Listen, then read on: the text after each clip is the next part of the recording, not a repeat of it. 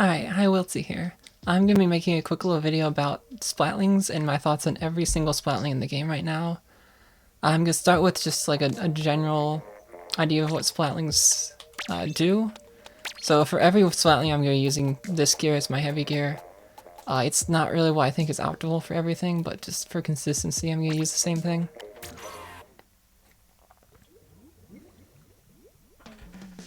So for heavy, you've got just Splatlings in general, you've got a charge time and then you shoot for a while. You can partial charge, but the partial charges are slightly slower shot speeds and they have less range.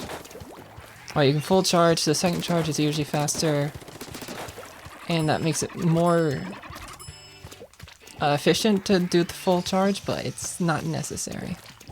So they're usually weapons with decent to long range, and they're usually focused on being able to kill things really well. Well, also, most Splatlings have decent pinging, but not all of them. And I'll be going over that for the details of everything. So now I've talked about Splatlings in general. Oh, one of the other things is strafing speed, because a lot of time you'll run a lot of run speed to get them good at strafing, because you can't swim between shots without canceling your charge. So they're kind of immobile, but they have a lot good strafing speed to make up for that. Okay, so heavy. I'm going to talk about just the main weapon first. The main weapon is very good at like long range killing. It's very good at turfing. It's not the fastest surf in the game, but turfs at a good distance. You can see this. It's not the best surfing in the game, but it's very quick. And you can do some pretty solid turfing over a long distance. And that's very useful. Like, just general fighting, you're gonna be turfing while fighting. See, I just shot 3 dummies.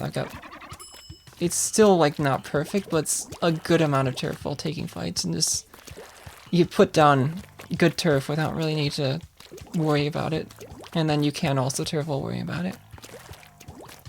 As far as range goes, the range is about here. So it's just short of the 4th line. But of course with fall off you get a bit more range. And that's pretty much right in the middle as far as Splatlings go for distance. It's a pretty good just all-rounder Splatling. It's got decent mobility, decent range, good kill time, but all the Splatlings have that. As far as the kits go, Remix is definitely the best all-arounder one. It does have point sensor, which isn't the best, but it's usable. Splatlings are definitely one of the better weapons to not have a bomb on, because they do have a long-range threat, whereas shorter range weapons, you want the bomb for the long-range threat, and you don't have that with Splatling, but it's manageable. The main thing you lose from not having a bomb with Splatling is indirect damage. That's why you see Splatlings go for the fall-off damage. If you're in a situation like this, where you want to do something against somebody over a wall, other weapons you can throw a bomb. With Splatling you have to like go for fall off or get a direct shot on them, which can put you at risk in certain situations, and having the bomb would be a nice option to have. It's just Splatlings don't normally have that option. These are the kits they have. So point sensor is probably the worst sub you could have, but still usable. Something I like to do is point sensor into Booyah Bomb, so that you're not using up ink to use point sensor. And it can also help you track people after you go in the air with Booyah. If they hide behind a wall, you can still see them. Now, Booyah Bomb is very nice on the weapon. That's why this is the kit you usually see, even though it has a point sensor.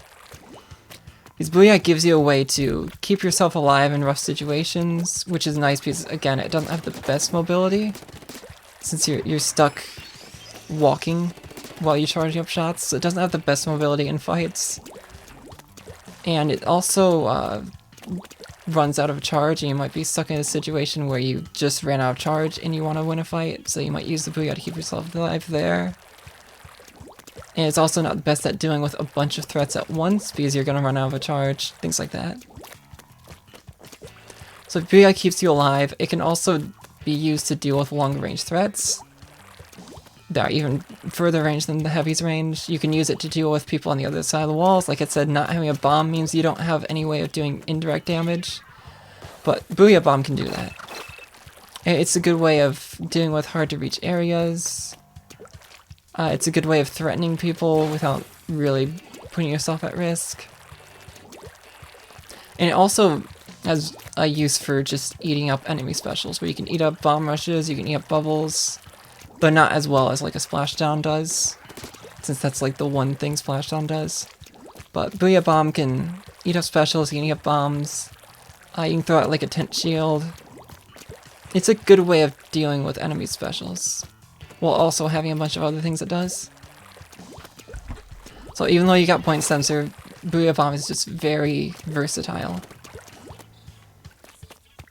Now, Vanilla Heavy, I'm gonna use this one because it looks shiny. Vanilla Heavy, you've got Sprinkler and you've got Ray. Now the thing that Vanilla Heavy has going for it is that it's probably the best turfing Ray weapon, at least as far as long range ones go. Because if you compare it to Custom Jet has slightly more range. Custom Jet's range is about here, whereas Heavy's range is about here.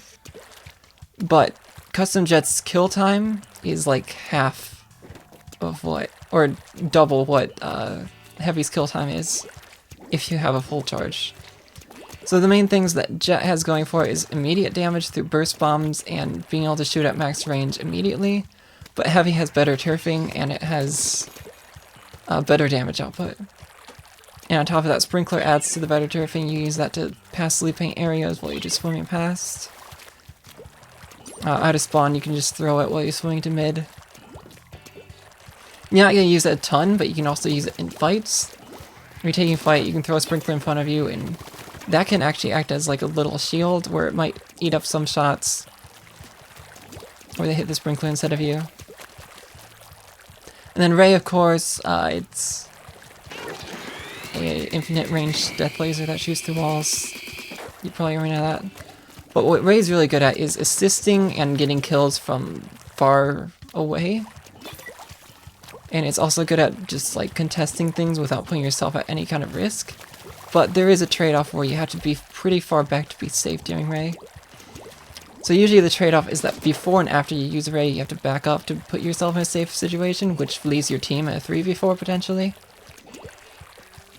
So you want to be smart about how you use Ray, but if you do use it well, you can use it to pretty much just get things without putting yourself at any risk at all. And the other benefit of Ray, or the other thing about Ray, is that you can use it kind of like a snowballing tool. Or if you're taking a fight over here, you win the fight, and then you pop Ray to assist with somebody farther away, once there's no longer an immediate threat to you. And in that case, you don't have to be irrelevant before you use Ray, because you can do something, and then after you do that thing, you can immediately Ray, because that area is now safe. But because Ray is kind of awkward, and you do have to keep that in mind, making sure you don't put your teammates in awkward position before and after you use Ray, it's usually good to use this as more of a niche pick. We use it in maps and modes where you're going to get more use out of Ray, or like your team comp might get more use out of Ray. And it also doesn't really do anything for objective on zones. So even though I would actually argue that zones is one of the better modes for Ray, because you can very easily stay behind zone, paint zone, Ray, stay behind zone, paint Ray, and it gives you a really good way of assisting your teammates on the other side of the map without leaving zone. It also doesn't really do anything for objectives, so you have to keep that in mind. I wouldn't use this with zones unless the rest of my team already had good ways of like capping zone, like bubbles, Booyah Bomb, Bomb Rush. There's a lot of options, it's just you do want to keep that in mind. Whereas like Rainmaker, it's good for defense, but it's not very useful in offense. Especially since it doesn't paint, it doesn't like eat up specials like Booyah Bomb does. It's usable on offense, but it's definitely not great there. And so usually I pick Ray on maps on Rainmaker where it's either especially good on defense, something like Piranha Pit or like Port Mackerel, where Ray is just especially good on defense. And I also try to pick on maps where like it's going to be more useful than average on offense, which those maps it would also apply to, because it's a little bit easier to use Ray on offense there. In tower control, it takes that to the next step where it's also particularly good at defense, but tower control defense is even, or offense is even more important than on Rainmaker. Where I would consider that as far as specials go, and as far as like what you should pick weapons around, Rainmaker and tower control are both focused around both offense and defense, but Rainmaker is more focused on defense and being able to quickly adapt to whatever the other team's doing to defend as quickly as possible. Whereas tower control, it's more focused on the offense and be able to force good situations and be able to deal with those hard to reach areas on tower control. And so on tower control, I'm only going to pick Ray on maps where I'm actually going to be benefiting from it on an offensive sense. And even then, it also depends on what our team has, because if our team has like inkjets already, inkjet's also a really good way of dealing with those hard to reach areas, so I'm probably not actually going to pick Ray if we have good inkjet players, or if we've already got other tools to deal with those hard to reach areas. Whereas if we don't have those, I'm going to be more likely to pick Ray, because we can use Ray to deal with those areas. So that's kind of the niche Ray has. You pick it for the, or Vanilla Heavy has. You pick it for the Ray. Now Deco's awkward. It's not bad, it's just awkward.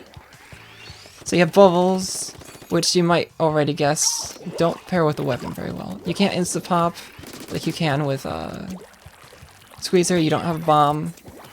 You have to pop them with your main weapon, or your teammates can pop them, which is what I'm going to be focusing on, because ultimately with Heavy Deco, you have to be able to use bubbles in a way that your teammates can assist with.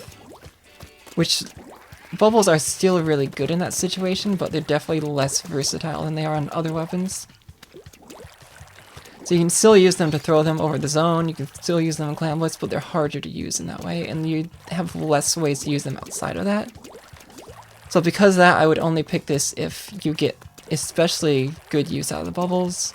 Again, zones, it's kind of like with Ray, I would pick it based on what the rest of the comp does, where if the rest of the team already has good ways of capping zone, I would not pick Deco. I would pick Remix or Ray. But if we don't have good ways of capping zone, I might pick Deco because it's specifically really good at capping zone, and the splash wall is really nice. You can usually throw out a wall, get 2 full charges from behind the wall, and with the range and kill power that Heavy has, wall is a very good good combo. Of course, it eases up a lot of ink, so you have to use it situationally, but it's very strong if you do use it well. So the wall is super nice, and the wall is definitely much more useful than point sensor on the weapon, but the bubbles are pretty hard to use and are a lot more situational, so this is definitely the most situational Heavy. And I would only use it if you specifically have a team comp that benefits from it, and specifically on like Splat Zone's map where it's easier to get bubbles onto zone, and Clan Blitz maps where it's easier to get bubbles into the enemy basket without putting yourself at too much risk. Because Heavy can be a little bit awkward to get your bubbles off on Clan Blitz, since it's not the best in short range. It can kind of hold its own in short range with partial charges, but it's definitely not the best in short range. So that means like a map like Muscle Forge Clan Blitz is pretty easy to get bubbles across, because you're pretty much always going to be close enough in mid fights to just walk forward a little bit and then use bubbles. But on other maps, it might be a bit harder. Like Piranha Pit, maybe. You're not going to have as easy of a time getting your bubbles under basket as a Heavy. So I'm more likely to pick it on Muscle Forge, less likely to pick it on something like Piranha Pit clams. Now, Ballpoint I would consider plays about the same role as Heavy. It has about the same strengths, about the same weaknesses. It has the short range mode and the long range mode. It has the recharge. And so the main difference is that the recharge means that you can assist easier, since you can... Like, it's easier to keep firing for longer periods of time and start firing sooner if you have a charge ready already. So it just makes it a little bit easier to assist teammates from a distance. And I'm actually going to go back to Heavy for a second, but you do actually have pretty good partial charge range with Heavy. So while I'm saying this is a strength of Ballpoint over Heavy, it's not actually that big of a deal, because Heavy is pretty easy to use like mid-range partial charges to assist teammates as long as you're smart about it. And you can always do like one full charge instead of, like one circle instead of the full charge. And that will give you max range. Every Splatling, you get to max range at the full circle. So even if I don't do the full charge, I will still hit max range as long as I have one circle down. So as long as you keep that in mind, it is still pretty easy to assist at long ranges with heavy. But it is a strength of Ballpoint that you can do it a little bit easier. As long as you have a charge ready, because of course it takes even longer if you don't already have a charge ready, since you have to go through the short range mode. And then the firing modes. The long range mode has longer range. It's about here without fall off. So it's not a huge difference. It used to be bigger, but it's still a difference. So Ballpoint outranges heavy. That's just nice to have. It's slightly slower kill time, but the main thing is that the shot velocity is slower, which makes it harder to hit moving targets.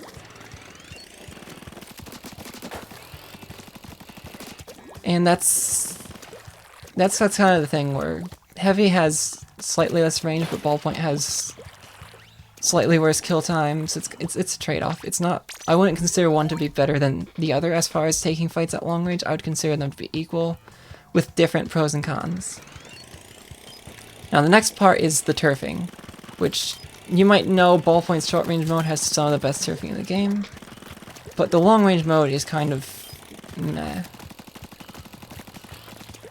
Like, this is way worse than what Heavy was doing.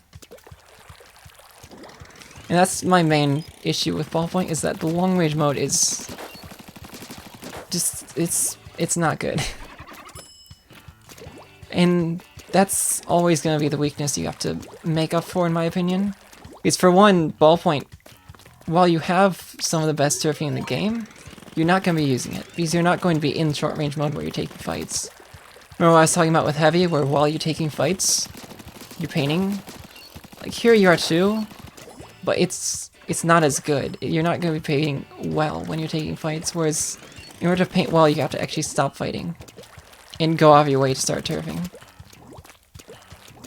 Which can be useful for, like, contesting zone, where you just really quickly paint zone, and in that sense, it's actually better. But it's a different time to turfing. I do think Heavy's turfing is more useful, just in general. So comparing main weapons, I'd consider, like, taking fights, I'd consider them about equal, but turfing, I would consider Heavy to be better. And outside of that, they're about the same, but Ballpoint has the kits to go for still. So as a main weapon, I do think Heavy is actually a little bit better, but they're still close enough that the kit makes a difference. Now, the vanilla Ballpoint build their kit isn't very useful. Toxic Mist is possibly even worse than Point Sensor on Ballpoint, or on Splatlings. Normally, I think Toxic Mist is more useful than Point Sensor, but they're still both the two worst specials, or the two worst subs in the game. But I think specifically on Splatlings, the Point Sensor is actually slightly more useful, because you can't immediately shoot after throwing the Toxic Mist like you can with other weapons. Now, the Inkjet is useful in situations, but it's very niche. It's like, maybe there's situations where you want the main weapon Ballpoint and you want an Inkjet, but it's very hard to justify. The main situations I see are like Schellendorf zones and Triggerfish zones, where people want Ballpoint and they want the Inkjet to deal with, you know, like the other team's wall on Triggerfish, or to deal with the other team's glass on Schellendorf. But that's pretty much the only situations where I've seen vanilla Ballpoint run and actually had it seem like a good decision. And even then, it depends on your team comp. I think most teams, you're going to be better off with Ballpoint Nouveau in those situations still. So it's niche. I think there is potentially a place for it, but it's very hard to justify. Meanwhile, Nouveau has beacons, which, like I said, long range, or like the long range nature of Splatlings means that bombs aren't as useful on them as they are on other weapons, like short range weapons. And so beacons, usually on short to mid-range weapons, you lose out on having a bomb by having beacons, and it's a problem. It's a pretty big trade-off. But in Ballpoint, that trade-off is a lot less significant. So because of that, Ballpoint might be the best beacon weapon in the game, just because you don't really lose as much from not having a bomb compared to other weapons that have beacons. And then there's like custom E-leader, but it's an E-leader and it has bubbles, so I don't think there's really a contest between that and this as far as good beacon weapons with range. But the beacons single-handedly are what make Ballpoint Nouveau comparable to Heavy. Because, like I said, I do think Heavy's as a main weapon is slightly better, but the fact that this has beacons really kind of evens them out, where it's kind of between Remix and Ballpoint Nouveau, I think they're about even. Because Remix has a slightly better main weapon, Ballpoint Nouveau has a slightly better kit.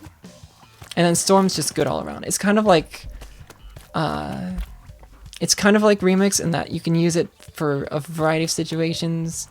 You can storm over objective to stall, you can storm areas that are hard to reach to make that area hard to be in for the other team for an extended period of time. And it does that kind of area control for a longer period of time than Booyah Bomb does.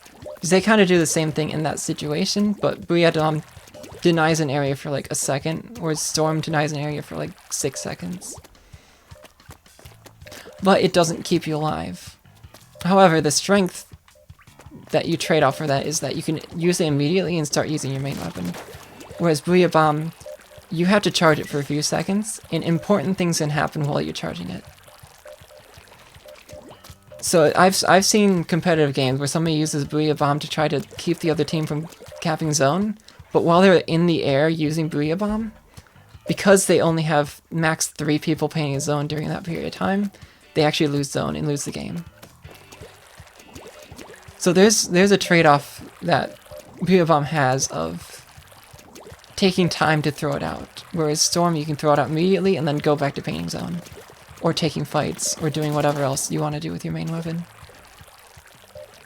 So like I said, there's trade-offs comparing Remix and Ballpoint Nouveau, and at this point in the game I think they're about even. It just depends on like personal preference and what you think fits your team better.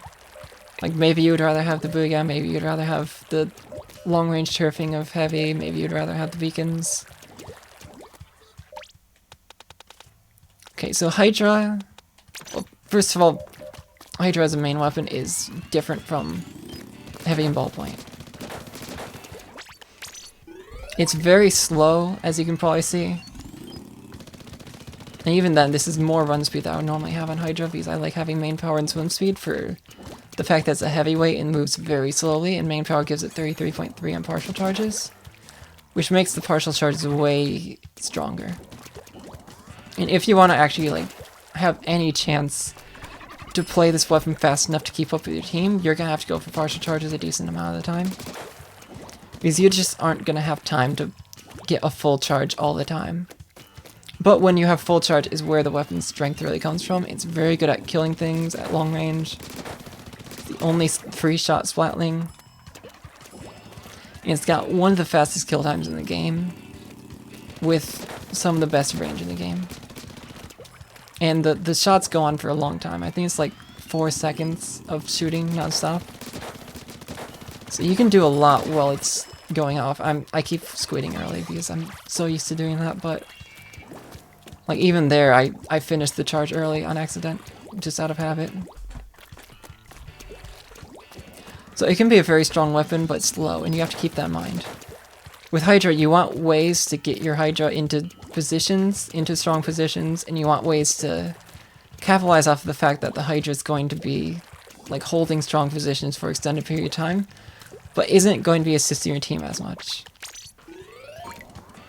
And the turfing is, I'd say the turfing is about on par with Ballpoint, where it turfs, it paints better than Ballpoint, but paints less often. So it does actually put some pretty good turf down, but it's just not going to be turfing as often as Heavy would be. And then, well, I think the long range mode paints better than Ballpoint's long range mode, or at long range, it doesn't have two firing modes, but I do think Hydra paints better than Ballpoint's long range mode, but the fact that Ballpoint has the short range mode that I can use sometimes does mean I think the turf output's about comparable. But as far as kill potential goes, it's very good at like controlling areas, but it's not nearly as good at assisting as the other two. Because of that low mobility and the fact that it takes longer to charge. Now the kits, you have this atrocity where you have Auto Bomb and Splashdown. Auto Bomb's actually really nice on Hydra. I've seen people like say that Vanilla Hydra might even have a niche because Auto Bomb's so good. Since Auto Bomb not only is a lethal bomb, but it's also the cheap lethal bomb. It uses a 55% of your ink tank instead of 70%, which on a weapon that uses up as much ink as Hydra does, is actually the best bomb you could ask for outside of a burst bomb. So like I said, most Splatlings don't really have a good way of dealing with indirect damage. Auto Bomb gives you that, while also being the cheapest lethal bomb. Which means you can throw it and then also still have plenty of ink to take fights with. Now the trade-off is that Splashdown is normally one of the worst specials in the game, and it's even worse on Splatling. Because you're not going to be able to like Splashdown jump and then take a fight afterwards. Because it's got such slow movement, such slow charge time. So you're not going to use it in like the aggressive ways you could do with like a K machine or a Tetra. You have to use Splashdown in situations where you're going to be safe after the Splashdown. And there's not a lot of good situations for that. The most use I think you get out of Splashdown on Hydra is a free tank refill. Like using it completely safely behind a wall to get a free tank refill. Which is depressing because, like I said, Auto Bombs are really nice to have on the weapon, but because of the special, I can't really recommend using it. Now, Custom has Inkvine, which is a little bit awkward to use. The best use I think you have of it is like putting it on zone in the middle of taking fights, or not in the middle of taking fights, in the middle of like where you're waiting for the other team to respawn. Because just running up, putting down mine, running away can be kind of awkward, especially since, like I said, it has low mobility and a low charge time, so you're not going to want to take a fight while you're doing that. So you generally only go on to put mines down when you're not planning on using your main weapon at all. And the other situations are running away. So like you're running away from fight, you put down an Inkvine, and then you keep running. And that Inkvine will do chip damage and mark the person chasing after you for your teammates to deal with. And you also put them down in like flank areas and whatnot. They're useful, but they're not the best sub to have. Meanwhile, Ink Armor, because of the turfing and how inconsistent it turfs, it kind of just slowly turfs over time, but doesn't actually get armor quickly. So because of that, you don't really want to use this as your main armor weapon, because you don't really want armors consistently, so you can always have them for a push. Hydra's good as like a second armor weapon. Like you run an NZAP or a Junior or an H3 or whatever you want, and then you also run a Hydra. Because that other weapon will get the armors consistently, and the Hydra only get like the occasional armor in the middle of a fight to continue pushes. So armor on Hydra is basically like it's useful, but it's not something you want to pick specifically as an armor weapon.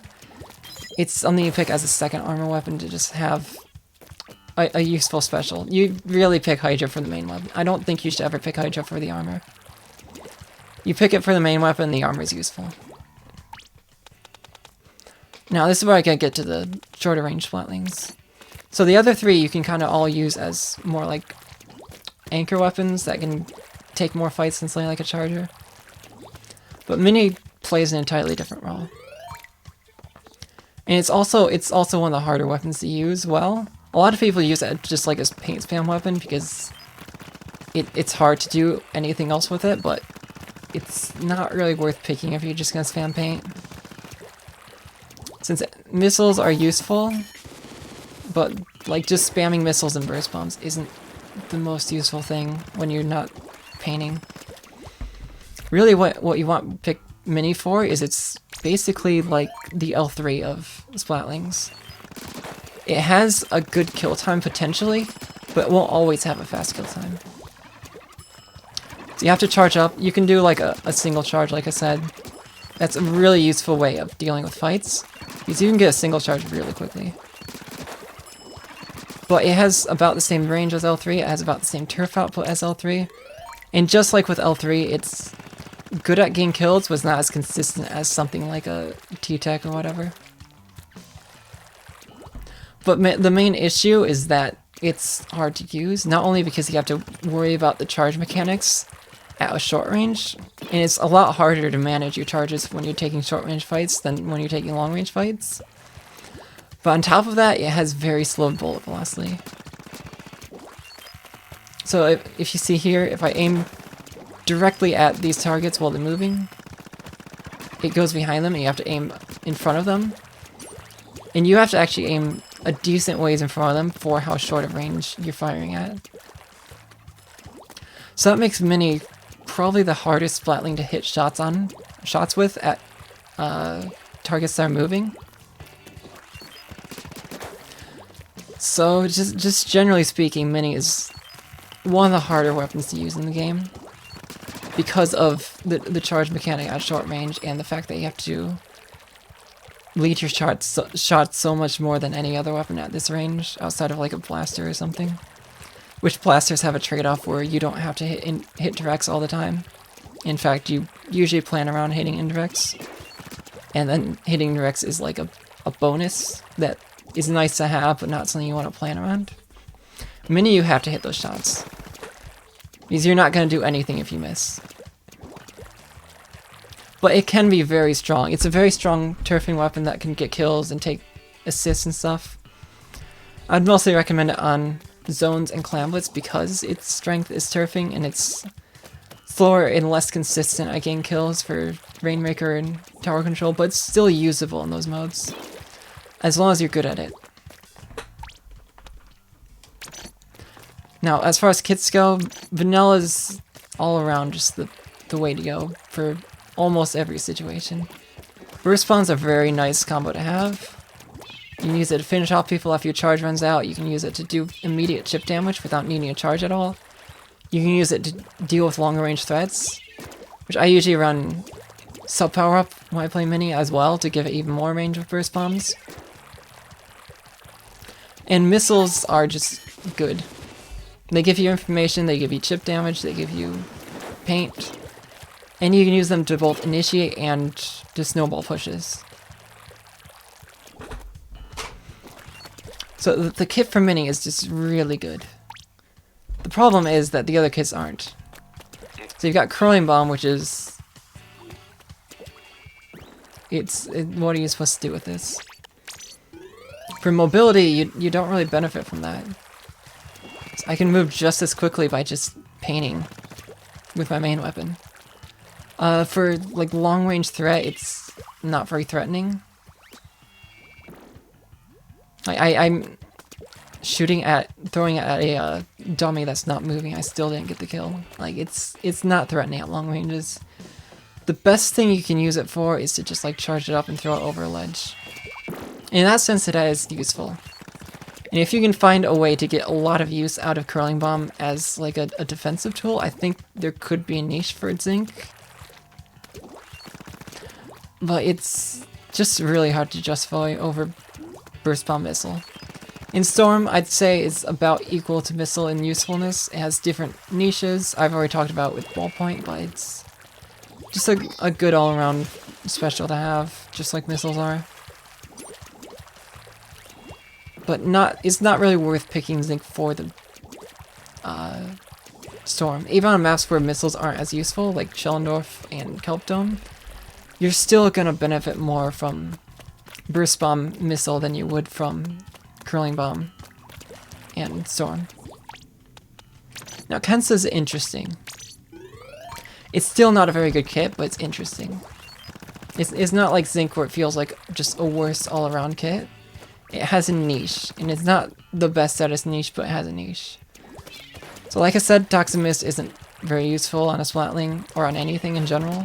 It's a little bit more useful on Mini because you can get a charge out quicker, but still not the best. But Hammer is actually really interesting on a Mini. So like I said, it can be good at killing things, but it's not consistent at it. And just like the other Splatlings, it's not very good at getting multiple kills in a row. So Hammer's kind of your way to just... If you have a good situation set up, you can use Hammer to get like a triple or quad. In a situation where your main weapon isn't going to be doing that. It's a good way of getting multi-kills, basically. On a weapon that normally isn't very good at that. So the main weapon and the sub are actually a very good combo, I think. It's just the main weapon and the kit, or the main weapon and the special are very good combo. But the sub is just not good. But I do think you could potentially find a niche for it in Clamblitz on maps with a lot of, with like choke points. Like Kelp Dome. Kelp Dome, there's like a very narrow choke point in front of the basket. For that, the main weapon is very good for the mid-game of Clamblitz. Clamblitz is basically like zones for the mid-game, and then the pushes are basically Rainmaker, where you have to quickly make the most out of openings for pushes, or quickly adapt to whatever the other team is doing for their pushes. Because they could be going like to the right to push, they could be pushing from the left, you don't know exactly where they're pushing. They can push at whatever speed they want. So usually, like, Clamblitz, you want to run stuff that's good at quickly adapting to situations for pushes and offenses, or pushes and defenses. And you want to pick something that's slower, more turf-oriented, more control-oriented on the mid-game. And the main weapon is good at the mid-game. Hammer is really good for pushes and defenses. Especially on choke points, because in Hammer, just like what I was talking about Booyah Bomb, you can use it to just destroy bubbles. You can use it to destroy tent shields. You can use it to eat up bomb rushes. It's a good way of dealing with enemy specials, which is especially useful on those choke points. So I would mostly recommend considering this for, like I said, stuff like Clamblitz, Kelp Dome, where you have... It's Clamblitz, so you make good use out of the main weapon for the mid-game, and you make good use out of the special in the offense and defense, but specifically maps with choke points. Now, for the last main weapon, Nautilus, this one's an interesting one because you've got the recharge mechanic, you've got the charge holding mechanic. It's very good at taking fights. This is basically the Splatling you pick to kill things. Outside of Hydra, but Hydra's more like control-oriented, whereas this is more offense-oriented. So this is like your offensive DPS Splatling, whereas Hydra's like your defensive Splatling DPS. And one of the benefits is it has very fast shot velocity compared to Mini. So compared to Mini, this is much easier to hit moving targets. And the other benefit is that the fact that it has the recharge mechanic means you can immediately start shooting at max range, which is very useful. Like even Ballpoint doesn't do that, because Ballpoint you have to get through your shorter range mode if you just immediately start firing. But not you can just shoot at max range immediately, and there's no trade-off to doing that really, because it's the one Splatling where you don't have the second charge be faster than the first. Or Ballpoint might be like that, but Ballpoint has the short range mode to get through first. So there's absolutely no trade-off to just doing a half charge. Half charge is just as good as doing a full charge. That makes it much more versatile as far as taking fights. As well as the swim mechanic. That makes it easier to move around and take fights and get out. But of course the movement while charging is terrible. So that's the main trade-off. And the other trade-off is that's not the best at turfing. It's actually pretty okay at turfing, it's just... The problem is, you see me turfing here. If you're taking fights in the front line, you're going to be shooting areas where you're not really going to benefit from the turf. It's going to be turfing like areas the enemy team is at, not areas where your team is at. Whereas the position you take with the other Splatlings, mostly like heavy Ballpoint and heavy Ballpoint and Hydra, with those ones, the position you're taking, you're much more likely to be turfing for your rest of your team. Whereas with Not, you're not really going to be turfing in a way that's going to benefit you and your teammates as much, especially you specifically, since Not really wants turfing. Because that's how you really move. You need turf to move around. It doesn't turf for itself at the best.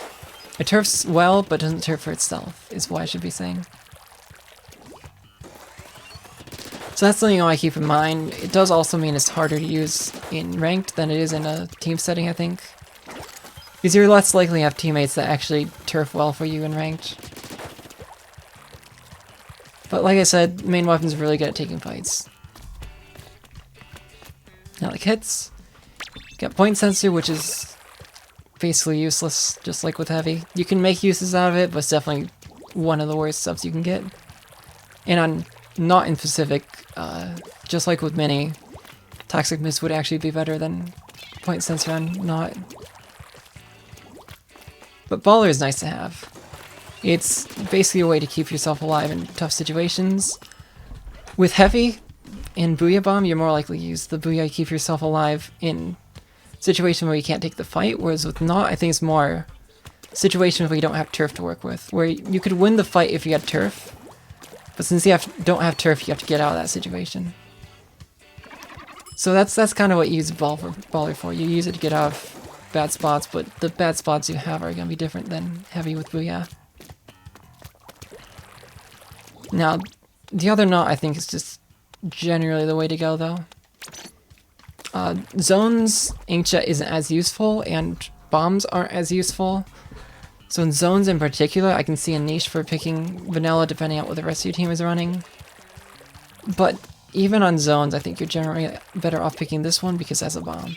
And because Inkjet's just really useful. So like, bomb, like I said, on every other Splatling, it's a good way of doing indirect damage. And with Not, you actually have short enough range that you benefit from it as a long range threat as well. And on top of that, with the partial charge thing, max range means it's by far the best Splatling to make use out of bombs. So you can throw a bomb and then actually like partial charge a bunch. And it's actually going to be useful. So the bomb on Not is actually really good. I've seen some people say that bomb on Splatling is bad. But like, besides the things I was talking about earlier, specifically bomb on a Not is really good. And then Inkjet. Inkjet is also another thing where I think it's particularly good at Not. Because Not's gonna, well, it takes fights from a little bit further back. Which means before and after the Inkjet, kind of like what I was talking with Stingray. Before and after the special, you're going to be kind of irrelevant. But with the range of Not, it's going to be less irrelevant before and after the fight than something like a T-Tech. If you take a safe Inkjet. So as far as Not goes, if you want to play Not, I would almost exclusively play this one. And that's going to be my main thoughts on Splatlings. You've got the three that are kind of like the aggro ones. Mini's sort of like a turfing weapon that also takes fights. And then Not's like the one you picked solely to take fights. And that's pretty much Not's niche. So that's going to be it for today. I'm going to try to make one video a week. I'm going to be alternating between Splatoon 2 and Splatoon 3 for the time being. Hopefully I can actually get back to playing the game soon, but who knows. So see you in the next video.